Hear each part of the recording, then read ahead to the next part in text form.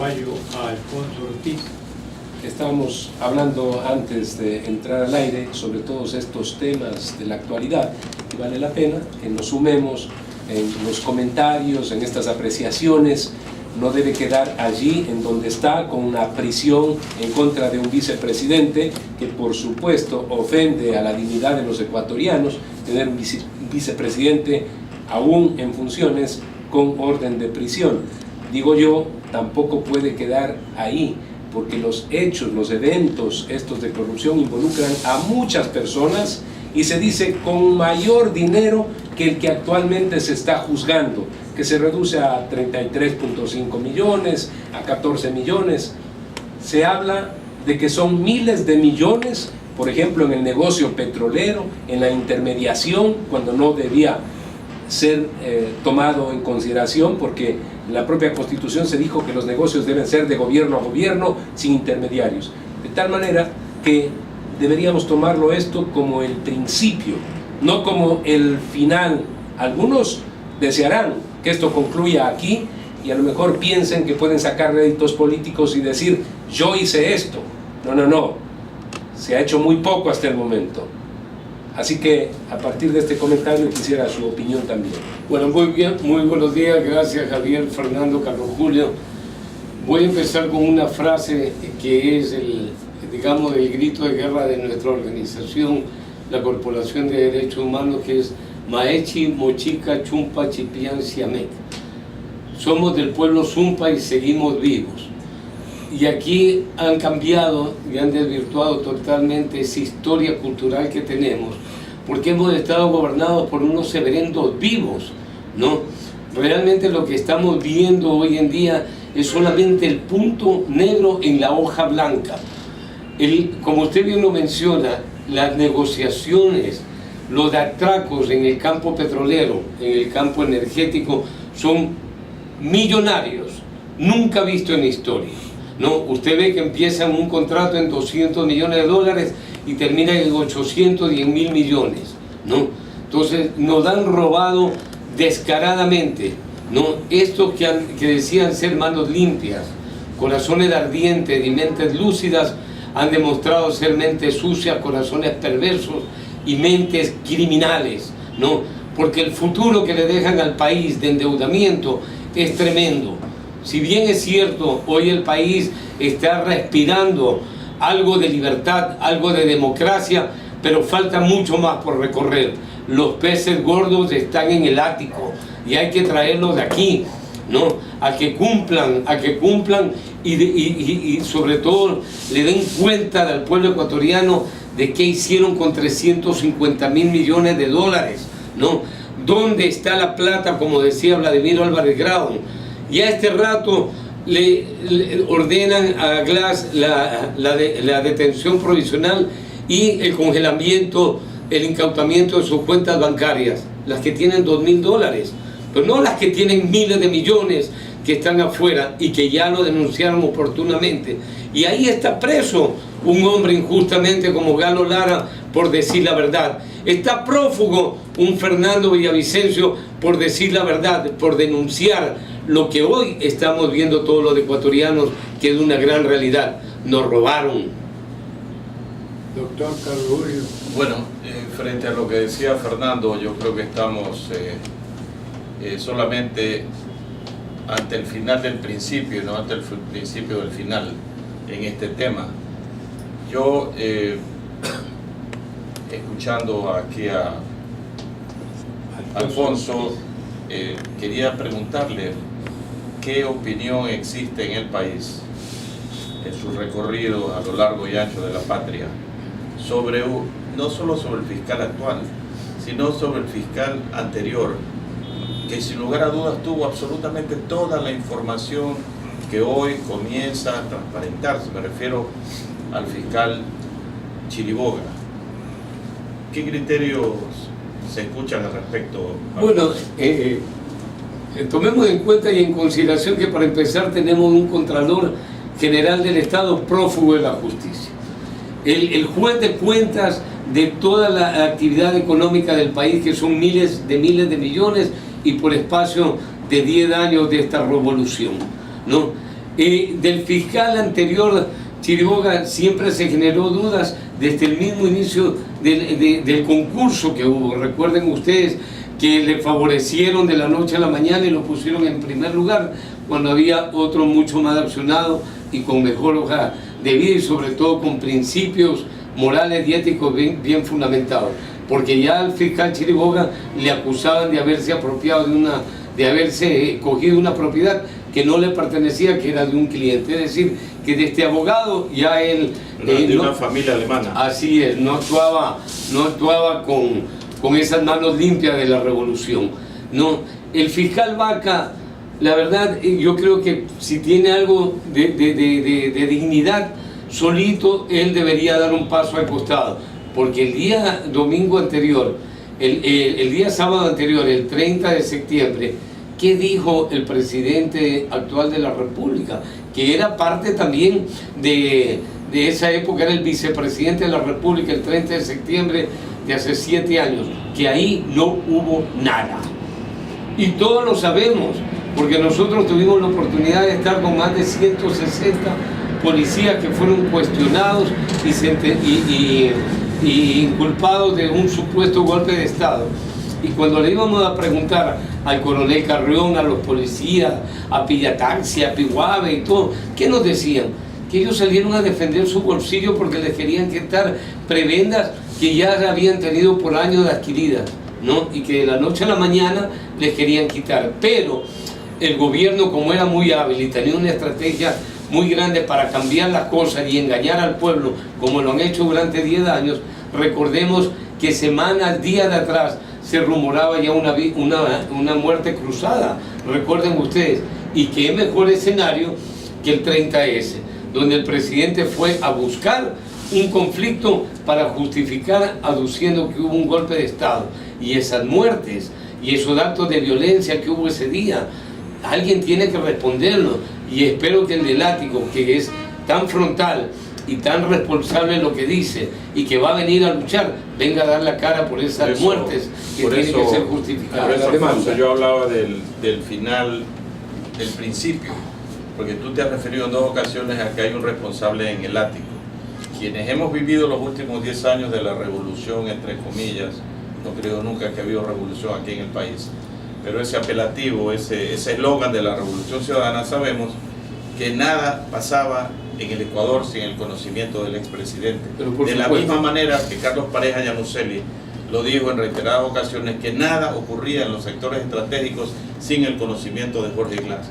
Entonces, hacia allá debe ir, Fernando, todo el proceso investigativo. Escuchaba al señor Van der Falconi en una entrevista hoy en la mañana y él decía: hay que reconocer lo innegable, la gran infraestructura, todas las obras que ha hecho la revolución, todo lo que ha sido el aporte, y tenemos que rescatar esto y continuar adelante. Recordemos, es parte del gobierno actual. Hablaba del avance en los derechos. Hablaba de los avances de los derechos de los ciudadanos. Yo digo, estos discursos tienen que ser, nos gustaría, ojalá que se le pueda invitar aquí a la radio, nos gustaría que en este tipo de entrevistas hayan, no contradictores, personas que ubiquen en su real estado los hechos y los eventos, porque en el país lamentablemente la amnesia es generalizada. Así es. Y es así como en la actualidad se rasgan las vestiduras, por ejemplo, defensores de acusados, y resulta que tuvieron problemas dentro de la estructura judicial hace poco tiempo atrás. Entonces, yo digo, este señor Van der Falconi, por ejemplo, hoy en la mañana, él más o menos lo que dijo es que había sido excelente lo que ha ocurrido en estos 10 años y hay que reconocerlo. Es fácil expresar a qué costo, con qué objetivos y cuáles son los resultados. Todos sabemos que muchas de esas obras están inconclusas y otras deterioradas, apenas en 5 años de uso. Y ahora se conoce que hasta estos lugares en donde se administra justicia, todos estos edificios que se hicieron en la ciudad de Guayaquil, han sido objeto de sobreprecio. Están investigando, han planteado la Contraloría para que se haga un examen, pero desde ya funcionarios han dicho que algo que debía costar 36 pasó a costar cerca de 60. Y además hay destrucción. Entonces, esto es lo que tenemos que lograr los ecuatorianos todos en conjunto. Que aflore la verdad, no la mentira repetida a través de este sistema pluralista de comunicación social. Yo no estoy en contra de aquello, por el contrario, he demostrado a través de mi vida profesional ser pluralista, pero este sistema de que digo una cosa y luego pongo a la persona pues del otro ángulo y termina y concluye de que todo ha estado muy bien, que todo es bonito, que todo es politiquero, que todo... No estamos haciendo la verdadera difusión de la comunicación en el Ecuador, de los mensajes que tienen que llegar claros hacia la sociedad, porque la sociedad se confunde. La sociedad va a decir con el discurso del señor Juan de Falconi la mañana, sí, la verdad, mire cómo el señor Falconi dice que ha sido extraordinario, que se ha hecho tantas obras, porque nada se dijo después. Oiga, ¿a qué costo? ¿Mediante qué objetivos? Porque las carreteras fundamentales que se debían haber hecho, Quito-Guayaquil, Guayaquil-Machala, Puerto Bolívar, no se tocaron, no se tocaron. Y ustedes ven la cantidad de accidentes que se da especialmente entre Guayaquil y Machala, por donde circula el transporte que es base de la producción vital, fundamental para la economía. Muy bien. Doctor Emanuel. No, yo le dejo la palabra aquí a Alfonso. Bueno, yo solo agregaría algo, ¿no? Realmente me trajo a la memoria usted una fábula, o no sé si sería verdad o no, lo de Alibaba y los 40 ladrones, ¿no? La de Robin Hood, que robaban y repartían entre los pobres, y lo que hicieron fue realmente... Falta Al Capone. Al Capone, y los que ponen, que en este caso hay harto en el gobierno y aún están enquistados. La obra física nadie puede desconocer que está ahí. Y como usted bien lo dijo, ¿a qué costo? Pues Fernando, ¿no? Si lo que costaba $1 lo facturaban a 10. Y la calidad de la obra. Vamos a la Florida, los edificios de la judicatura se están destruyendo, se está cayendo el techo, vaya a cualquier hospital de la los... plataforma en Quito, vamos, la plataforma, una semana antes de que que se inaugure, fue inundada totalmente, y decía el presidente que rebosaron las alcantarillas cuando el agua caía del techo. O sea, es que era para el Ministerio de Acuacultura.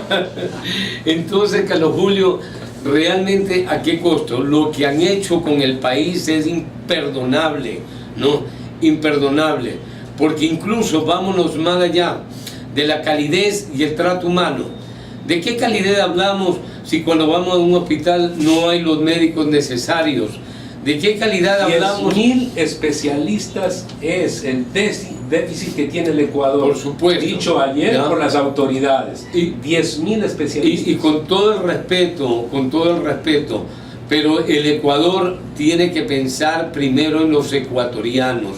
Y los gobiernos nuestros tienen que poner un freno a esa oleada de extranjeros que han venido a ocupar plazas de trabajo, sobre todo en los hospitales. No es justo, escúchame bien, y creo que los tres vamos a coincidir. Conversar con Javier Benedetti es recordar la historia, ilustrarnos, conocer un pasado que nosotros no conocimos, ¿no es cierto? Y aquí en el Ecuador de un plumazo quitaron toda esa experiencia de escuelas, colegios, de universidades, y miren lo que tenemos. Miren la constitución que hicieron en Montecristi, que por cierto mañosa, porque nosotros como organización estuvimos apoyando en las mesas de diálogo, y el 18 de julio se aprobaron 494 artículos, quedaron aprobados. El 24 y 25 de julio del 2008, sorpresa, desaparecieron 50 artículos y quedaron 444. De las cuales, de esos 444, la mayoría cambiaron el texto. Y no lo digo yo, lo dice la propia asambleísta Silvia Salgado en la presidencia de la República, reclamándole a Rafael Correa: ¿qué pasó con la constitución que aprobamos? ¿no? Entonces dijeron, teníamos que hacer una constitución de protección a nosotros. Fue hecho por unos españoles, eso ya lo conocíamos. Fernando, en el tema de la consulta popular, ¿existe o no una pregunta para cesar a todos los funcionarios que fueron nombrados por el Consejo de Participación Ciudadana? Bueno, lo que él plantea la pregunta es de que, por supuesto, deben cesar todos los que han sido designados por este Consejo de Participación, que tienen que desaparecer, ¿no? Todos los funcionarios, Contraloría, Procurador, Fiscal, Tribunal, el sistema electoral, que además en estos momentos son varios los funcionarios que tienen que ser cambiados. Sigue el proceso dentro del Consejo, pero es ilegítimo. En estas condiciones, ¿cómo puede nombrar el Consejo de Participación Ciudadana a miembros del Consejo Electoral? No lo puede hacer, el nuevo Contralor no lo puede hacer.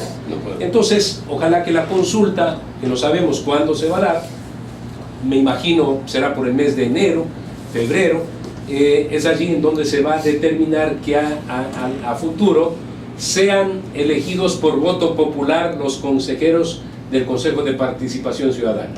Muy bien. Perdón, Javier, si son los representantes del pueblo, creo que es nuestro derecho elegirlos nosotros. Esto se volvió un consejo de participación mafiosa, digamos así, porque lo puntuaron de la mejor manera. Poli lo puntuaron de la mejor manera. Esto que dice Alfonso es importante, porque algunas de las asambleístas del ala dura de Alianza País, me refiero por ejemplo a esta señora Buendía, me refiero a la señora Aguinaga, entre otras, la señora Carrión, dicen que no es dable que el pueblo vote en una consulta que pudiera significar la restricción o reversión de los derechos. Y no se supone que el pueblo es el soberano y es el pueblo el que debe determinar que se pronuncie. Bueno, ahí termina. Solo quería agregar esto, Javier, y disculpa que le interrumpa. Habló Fernando hace un ratito de que tenemos una constitución y que en la década ha sido la década de los derechos. ¿Pero de qué derechos? La ley Mordaza, ese fue un derecho, esa fue restringirnos la libertad de opinión. Manejar la justicia. Manejar la justicia, hablemos, todo el que ha denunciado, y con suerte Fernando Villavicencio, y este rato Jorge Rodríguez Torres, y algunos honorables ciudadanos del país están vivos, ¿no? Porque recordemos qué pasó con Gabela, qué pasó con Valdivieso, qué ha pasado con muchos, con Quinto Patiño, con la esposa, qué pasó con ellos, ¿no? ¿Dónde está la investigación que hicieron con plata nuestra, los argentinos que trajeron, y que nosotros tenemos información que eso no fue delito común, sino un crimen de Estado, ¿no? Entonces, todas esas cosas tienen que salir a la luz, ¿no? Y muy importante, algo que debe ser reabierto el caso, el tema de los pases, señores. En el tema de los pases nosotros estuvimos ahí vigilando el debido proceso y escuchamos una versión de un policía que decía: yo soy policía honorable y estoy aquí porque no fui a la custodia de un camión que llevaba de dudosa procedencia y dudosa mercadería, y por eso estoy involucrado en el tema de los pases. Hay que reabrir eso y la fiscal Moreno lo sabe perfectamente. Bueno, este es el Ecuador al cual hay tanto que denunciar y tanto que esperar con gran optimismo.